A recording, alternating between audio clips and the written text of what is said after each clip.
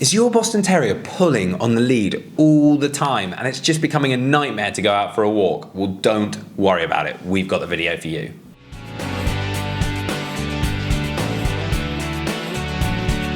Welcome back to the Fenrir Boston Terrier Show. My name's Joe and I'm a certified canine leader here at FenrirCanineLeaders.com. We are dedicated to helping you learn everything you could possibly want to know about the Boston Terrier, and then how to become a high-level canine leader so you can raise your very own. So if you're new here, don't forget to subscribe and turn on that notification bell so you never miss a future upload.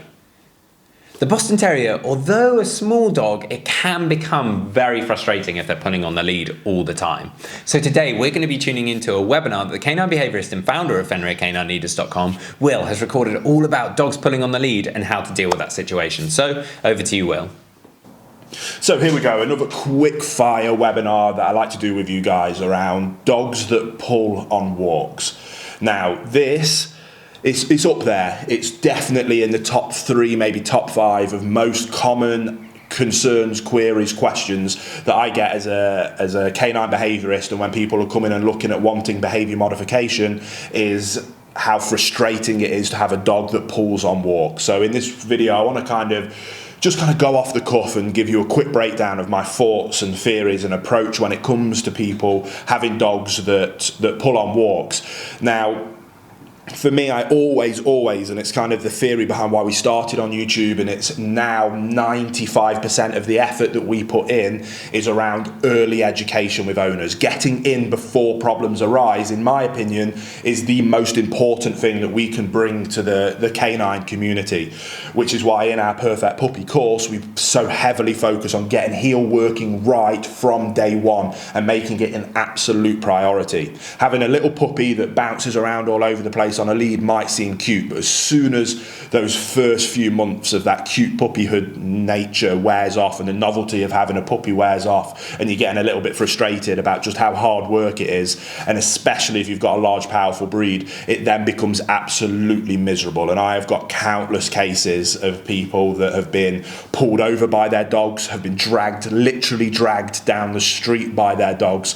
These large powerful breeds, people get them, they don't get the heel work right in the first place, then these significant problems come in, and a lot of dogs get given up to shelters because of this problem. So again, if you're looking at becoming working in the field of a trainer or a behaviorist, I highly suggest that you put a lot of emphasis on helping people that you work with get it right first time round. Now, if you're an owner and watching this, and maybe you're getting a new dog and you're preemptively watching all of these videos to try and learn as much as you can, I absolutely commend you, because you are in a wonderful position now to get it right first time round, and that is what I highly suggest. And like I say, that's such a huge part of what we're trying to achieve here at Fenrir now, is helping people do that.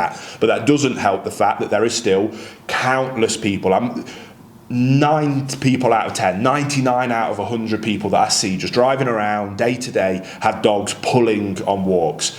I think when I was younger, I used to watch people, and it was quite common to have dogs walking lovely. And I think as the years have gone by and as decades have gone by, people have the acceptance of a dog pulling on a walk has become absolutely fine. I think a huge part of that is around the booming popularity of harnesses. I love harnesses. We love working with them. We have our own range of harnesses.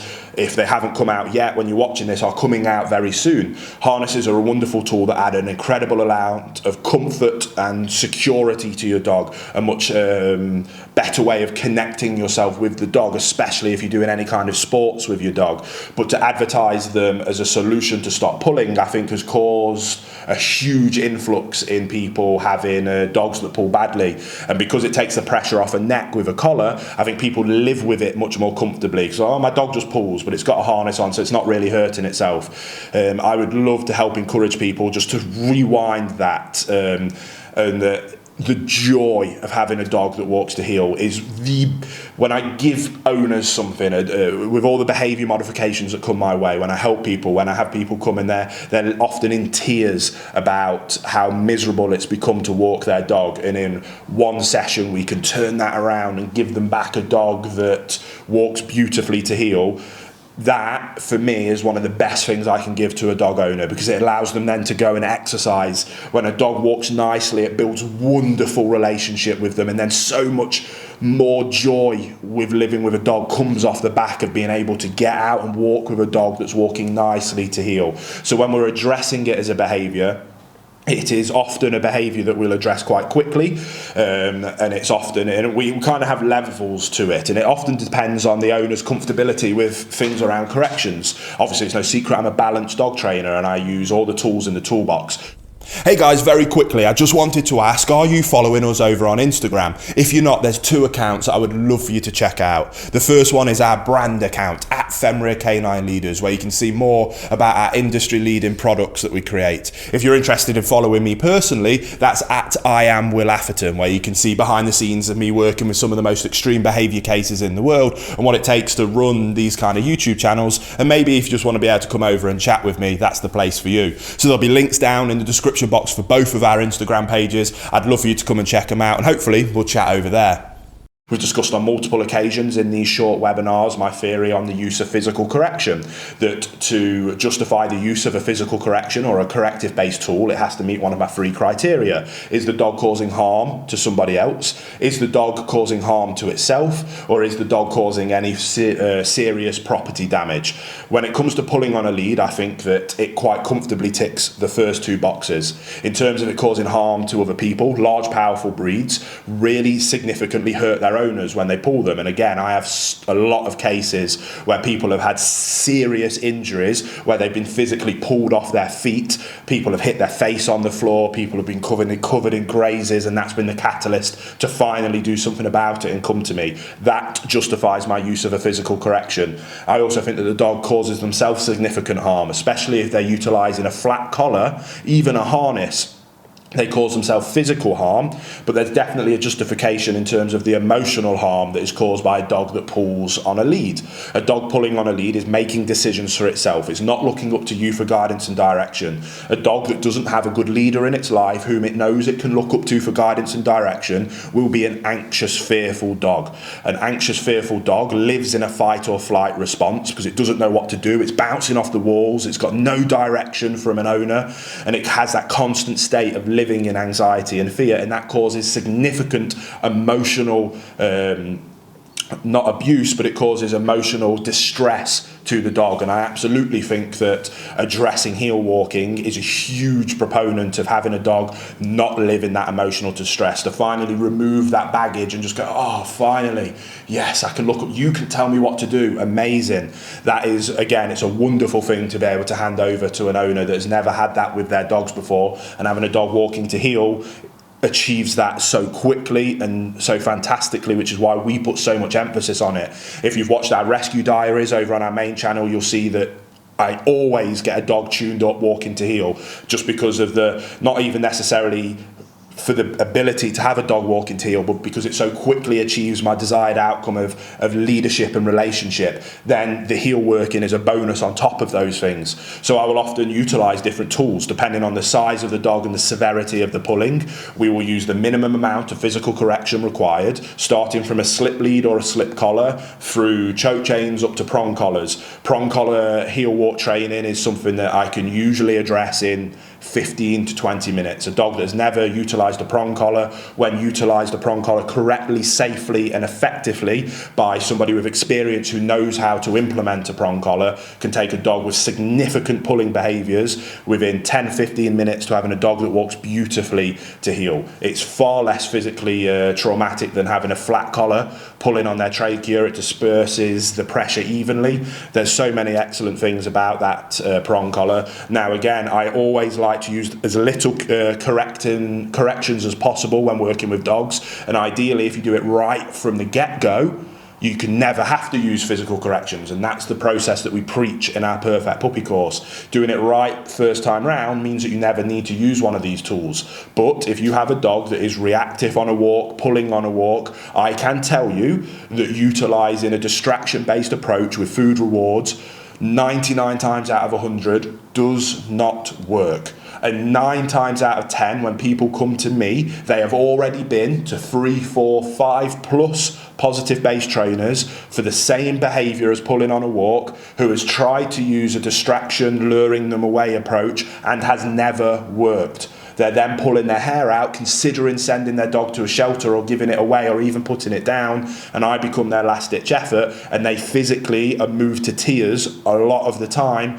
when they see how quickly we can tune a dog up by using a balance correction-based approach, redirecting them to the desired behaviour of walking nicely to heel. So we correct them, we redirect them to walk into heel, then we can apply the praise. When they're in that desired behaviour, then the food reward can come in, then the praise can come in. But we now have the ability to tell them what we do want, but also the ability to tell them what we don't want. So again, it's one of those topics that I could do multiple day seminars on pulling and the use of corrective-based tools. It's one of the behaviours I will often reach straight into that bag for, just because of the distress that it causes owners, because of the money that they've spent on all these different trainers that for this behaviour in particular 99 times out of 100 doesn't work, because as soon as there is something that is more alluring to the dog than the food that you have, the dog is going to ignore the food and pull towards the dogs, pull towards other people, and it becomes miserable, and that basis of distracting with food simply doesn't work. Now, it also layers on the fact that we're now bribing our dog and we're in a bribery relationship. The analogy I always use is if my son walked into the studio here with a Sharpie and started drawing on the wall, I'm not going to get a £20 note out and say, come here mate, if you stop that I'm going to give you a £20 note. I'm going to correct that behaviour. I'm going to verbally tell him, and if he doesn't stop, I will physically remove him from that behaviour, because I care about him, I love him, and I want to make sure that he can go out into this big wide world as a good human being, not a lunatic that thinks it can draw all over the walls. And my principle for dog ownership is exactly the same.